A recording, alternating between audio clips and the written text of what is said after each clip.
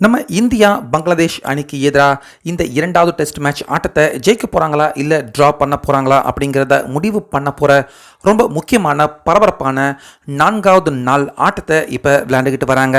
இப்படி இருக்க கடைசி 2 நாள், அதாவது இன்னைக்கு நாளைக்கு இந்த முக்கியமான நேரத்தில் அம்பையர்கள் நம்ம இந்தியாவுக்கு சாதகமாக எடுத்த முடிவு இப்போ இந்த டெஸ்ட் மேட்ச் ஆட்டத்தில் நம்ம இந்தியா வெற்றி பெறத்துக்கான வாய்ப்பு கிடைச்சிருக்கு.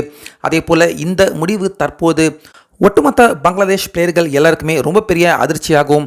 அது மட்டும் இல்லாமல் இன்னைக்கு மத்தியான செஷன்லேயே பங்களாதேஷ் எல்லாருமே ஆல் அவுட் ஆகிற மாதிரியான ஒரு சூழ்நிலையும் பார்த்திங்கன்னா பங்களாதேஷ் அணிக்கு இப்போ ஏற்பட்டிருக்கு. ஸோ அந்த வகையில் முதல் நாள் 35 ஓவர் மட்டும்தான் வீசப்பட்டிருந்தது. ஒரு 100+ ரன் தான் பங்களாதேஷ் அவங்க எடுத்திருந்தாங்க.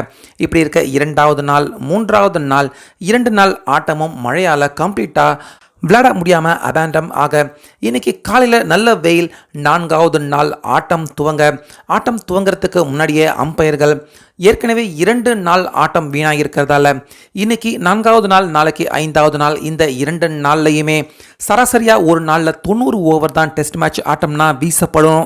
ஆனால் 2 நாட்கள் வீணாகிருக்கிறதால கூடுதல் ஓவர் கண்டிப்பாக இந்த 2 நாளில் சேர்த்து விளையாடணும் அப்படின்னு அம்பையர்கள் அவங்க முடிவு எடுத்திருந்தாங்க. அதாவது 90 180 ஓவர்கள் வீசாமல் கிட்டத்தட்ட 196 இல்லைனா 200 ஓவர் வரைக்கும் கண்டிப்பாக இந்த டெஸ்ட் மேட்ச் ஆட்டத்தில் இன்னைக்கும் நாளைக்கும் சேர்த்து வீசப்படணும் அப்படிங்கிற இந்த ரூல்ஸை பார்த்தீங்கன்னா அம்பையர்கள் அவங்க பிறப்பிச்சிருந்தாங்க. ஸோ இந்த முடிவு பங்களாதேஷ் அவங்களுக்கு எந்த அளவுக்கு சாதகமாக இருக்குமோ தெரியல. நம்ம இந்தியாவுக்கு இந்த ஆட்டம் ட்ரா ஆகாமல் ஜெயிக்கிறதுக்கான ரொம்ப பெரிய ஒரு நல்ல வாய்ப்பு கிடைச்சிருக்குன்னு அப்படின்னே சொல்லலாம். ஸோ அதை தொடர்ந்து இன்னைக்கு காலையில் பேட்டிங் பண்ண வந்த பங்களாதேஷ் அணி லஞ்ச் வரைக்கும் ஒரு மாதிரி போராடி விளையாண்டாங்க. மோமினுல் கடைசி வரைக்கும் நாட் அவுட் ஆகாமல் இருந்து 107 ரன்கள் எடுத்தார். ஆனால் மறுமுனையில் இருந்த எந்த பேட்ஸ்மேன்களும் நம்ம இந்திய அணியின் பந்து வீச்சை சமாளிக்க முடியல. முக்கியமாக நம்ம ஜஸ்பிரீத் பும்ரா அபாரமாக பந்து வீசி 3 விக்கெட் வீழ்த்தினார்.